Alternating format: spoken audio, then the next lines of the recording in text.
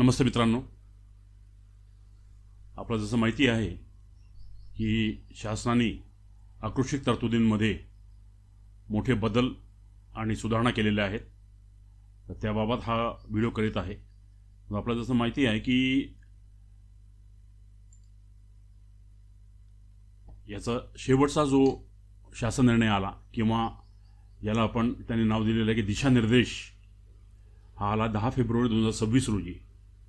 अर्थात या तरतुदी संपूर्ण समजून घेण्यासाठी कुठले कुठले बदल झालेले आहेत आणि काय काय बदल झालेले आहेत हे आपण बघणं आवश्यक आहे. आणि एका व्हिडिओमध्ये हे सगळेच्या सगळे बदल जे आहेत ते कव्हर करणे हे शक्य नाही, हे आपल्याला माहिती आहे.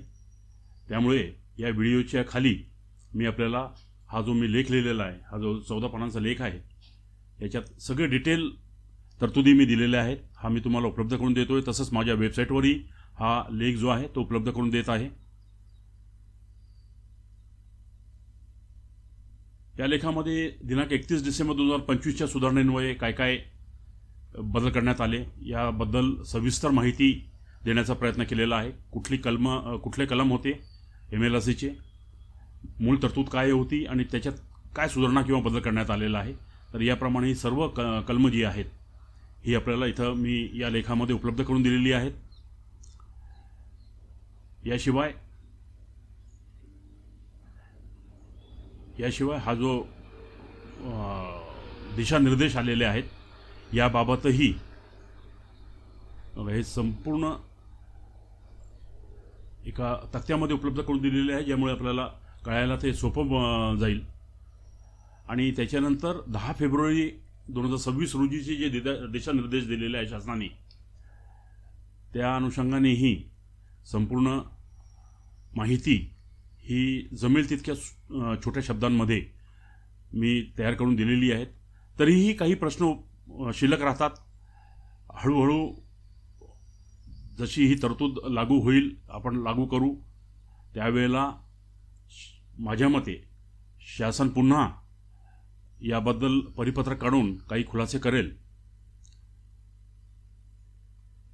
यासाठी लेखाच्या शेवटी मी आपल्याला एक तक्ता करून दिलेला आहे. जे मूळ प्रश्न आहेत यासाठी, हे थकबाकी जी आहे याबद्दल मोठ्या प्रमाणामध्ये प्रश्न विचारले जात आहेत. तर सुधारण्याच्या दिनांकापर्यंत, म्हणजे दिनांक 31/12/2025 हा सुधारण्याचा दिनांक आहे. दरवर्षी आकारला जाणारा थकीत आकृषिक कर जो आहे हा वसूल करण्यापासून सूट देण्यात आलेली आहे. म्हणजे तो वसूल करायचा नाहीये, पण त्याच्या ऐवजी काय वसूल करायचं आहे, तर दिनांक 31/12/2001 रोजी किंवा त्यापूर्वी बिनशेती झालेल्या मिळकती ज्या आहेत ह्यात त्यांनी 2 तारखा दिलेल्या शासनाने, 31/12/2001 आणि 1/1/2002. तर 31/12/2001 रोजी ज्या काही मिळकती बिनशेती झालेल्या आहे त्याला 2001च्या रेडी रेकनरप्रमाणे नवीन कलम 47 मध्ये जे काही त्यांनी नमूद केलेलं आहे, नवीन कलम 147 मध्ये जे नमूद केलेलं आहे त्याचा तक्ताही मी आपल्याला करून दिलेला आहे. हा जो आहे हा प्रीमियम आकारणी करायची आहे. आता आकृषिक आकारणी करायची नाहीये. आता एकरकमी रूपांतरण अधिमूल्य म्हणजे प्रीमियम हे वसूल करायचं आहे. यातला शासनाचा हिस्सा जो आहे तो संबंधित प्रणालीमार्फत आणि 0029 या जमीन महसुलाच्या हेडवर जमा करायचा आहे. तर 2 तारखा ज्या मी आपल्याला सांगितल्या त्या या 2 तारखा आहेत. 31/12/2001 रोजी 2001चा रेडी रेकन बघायचा आहे आणि याप्रमाणे एक रकमी या तक्त्याप्रमाणे आपल्याला वसूल करायचा आहे. ही जी वसुली आहे ही एका वर्षाच्या आत, म्हणजे दिनांक 31/12/2025 पासून एका वर्षाच्या आत संबंधितांनी अदा करणे आवश्यक आहे. अन्यथा सदरची रक्कम जी आहे ती दंड आणि व्याजासह वसूल करण्यात येईल. हा दंड आणि व्याज काय असेल याबाबत शासन स्वतंत्र परिपत्रकानुसार निर्देश देईल अशी अपेक्षा आहे. आणि दुसरी जी तारीख आहे ते 1/1/2002 या ठिकाणी त्यांनी सांगितलं विकास बांधकाम परवानगी दिलेल्या दिनांकाच्या ज्या तारखेला त्यांना डेव्हलपमेंट परमिशन दिलेली आहे त्या दिनांकाला जो काही रेडिरेकनर लागू होता त्या रेडिरेकनरनुसार अधिमूल्य म्हणजे प्रीमियम वसूल करायचं आहे. काही प्रश्न विचारण्यात आलेले आहेत. एक 4-5च प्रश्न आहेत. त्याची उत्तर देण्याचा प्रयत्न केलेला आहे. जिथे बिनशेती वापर अनुज्ञेय नाही तिथे बिनशेती होणार नाही का? जर वापर अनुज्ञेय नाही आहे तर बिनशेती होण्याचा प्रश्नच उद्भवत नाही. अनधिकृत बिनशेती वापर करत असेल तर काय दंड राहील? कलम 45 बघण्यात आलेलं आहे. त्यामुळे शासनाचे पुढील निर्देश जोपर्यंत येत नाही तोपर्यंत काही कारवाई करता येणार नाही आहे. तिसरा प्रश्न जो आहे तो मागील अकृषिक आकारणी थकबाकी असेल तर माफ करण्यात आली आहे, परंतु ज्या खातेदारांनी अकृषिक आकारणी अदा केली आहे त्यांना परतावा मिळेल काय? तर परतावा मिळण्याची कुठलीही तरतूद या कायद्यामध्ये दिलेली नाही किंवा या सुधारणेमध्ये दिलेली नाही. नियोजन प्राधिकरणाने बांधकाम परवानगी दिल्यानंतर गाव नमुना 7/12 नोंद घेतल्यानंतर त्याची नोंद नमुना 2 मध्ये घ्यावी लागेल का?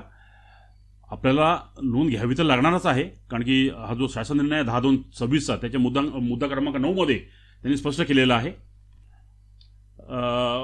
फक्त ती कशी घ्यायची आणि गाव नमुना 2ला काय नोंद घ्यायची याबाबत पुन्हा आपल्याला काही निर्देश मिळतील अशी शक्यता आहे, किंवा गाव नमुना 2 जो आहे त्याच्यातही कदाचित शासन बदलही करू शकेल. त्याच्यानंतर पुढचा प्रश्न जो आहे, काही जणांची अकृषिक आकारणी वसुली बाकी आहे, त्यांच्याकडून अकृषिक आकारणी वसूल करावी काय? हा महत्त्वाचा प्रश्न आहे. याबाबत मी सांगितलं की कृपया एक बाब लक्षात घ्यावी. उक्त तरतुदीमुळे अकृषिक आकारणी ही जी संज्ञा होती आणि याच्या ज्या तरतुदी होत्या त्या रद्द करण्यात आलेल्या आहे, परंतु म्हणजे दरवर्षी आपण ज्या आकारात होतो अकृषिक आकारणी ती फक्त रद्द करण्यात आलेली आहे आणि त्याच्या ऐवजी जे आहे ते प्रीमियम भरायचं आहे, हे लक्षात घ्या. मग त्याच्या ज्या 2 तारखा मी आपल्याला सांगितलेल्या आहे या तारखेप्रमाणे आपल्याला अधिमूल्याची रक्कम जी आहे ती वसूल करावीच लागेल. 1 वर्षाच्या आत ही वसूल करायची आहे.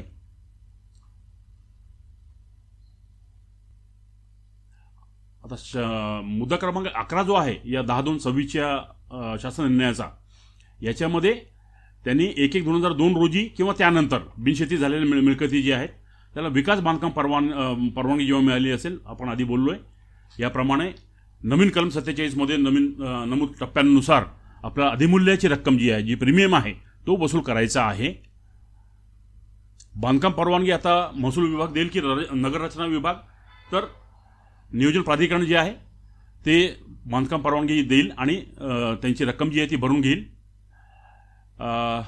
1 ऑगस्ट रोजी जी मागणी निश्चित करण्यात आलेली आहे त्याच्या अकृषिक भूखंडासाठी जर शासन निर्णय दिनांक 10/2/26 पारित होण्यापूर्वी खातेदारांनी बांधकाम परवानगी घेतली असेल तर अशा अकृषिक आकारणीची वसुली करावी काय?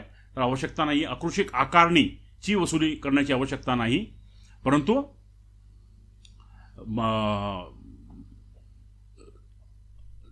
जो नवीन कलम 47 मध्ये ज्याप्रमाणे रक्कम दिलेली आहे अधिमूल्याची किंवा प्रीमियमची ती आपल्याला वसूल करायची आहे.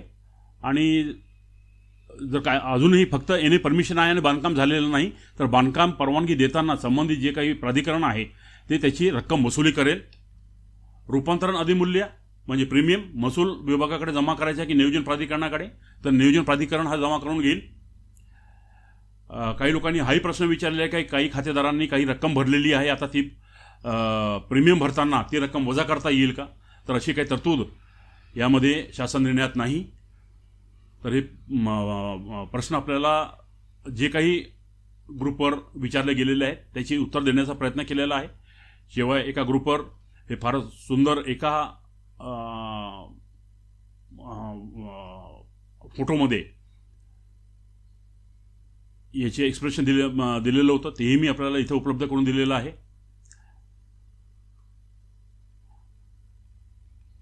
तर हा लेख जो आहे तो मी आपल्याला उपलब्ध करून देतोय. अर्थात याच्यानंतरही काही प्रश्न असणारच आहेत, त्याबाबत वाद नाही, परंतु हळूहळू या सगळ्या प्रश्नांची उत्तरं मिळतील आपल्याला. काही आपल्या अधिकाऱ्यांकडून मिळतील, काही शासनाकडे प्रश्न पाठवल्यानंतर शासन अजूनही काही एक्सप्लेनेशन देईल आपल्याला परिपत्रकाच्या स्वरूपामध्ये. तर तोपर्यंत आपल्याला वाट पाहावी लागेल. पण सध्या तरी आपल्याला जी वसुली आहे ती सुरू करायची आहे. या 2 तारखा ज्या आहेत त्या आपण लक्षात ठेवायच्यात, 31/12/2001 आणि 1/1/2002. त्याच्यामुळे याचा तक्ता वेगळाच करून दिलेला आहे आणि अधिमूल्य जे आकारायचं आहे म्हणजे प्रीमियम जे आकारायचं आहे याचाही तक्ता आपल्याला उपलब्ध करून दिलेला आहे. म्हणजे एका नजरेत आपल्याला ॲट अ ग्लान्स हा उपलब्ध राहील आणि शासनाकडे जी रक्कम जमा होईल त्यानंतर शासन त्यापैकी जी रक्कम आहे ती कुठल्या पद्धतीनं किती टक्क्यांमध्ये किंवा किती भागामध्ये संबंधित नगरपालिका किंवा ग्रामपंचायतीला देणार आहे याचाही तक्ता संबंधित शासन निर्णयाप्रमाणे आपल्याला उपलब्ध करून दिलेला आहे. कारण की एका व्हिडिओमध्ये ह्या संपूर्ण गोष्टी येणं शक्य नाही. एकतर ते फार मोठा व्हिडिओ होईल आणि फार मोठी आणि बोरिंग होईल. त्यानुसार आपण हळूहळू जर हा माझा लेख मी जो या व्हिडिओच्या खाली आणि माझ्या वेबसाईटवर उपलब्ध करून दिलेला आहे तो वाचला तर आपल्याला बऱ्याचशा प्रश्नांची उत्तरं मिळतील अशी आशा आहे. हा व्हिडिओ मी इथं संपवतो. नमस्ते, धन्यवाद.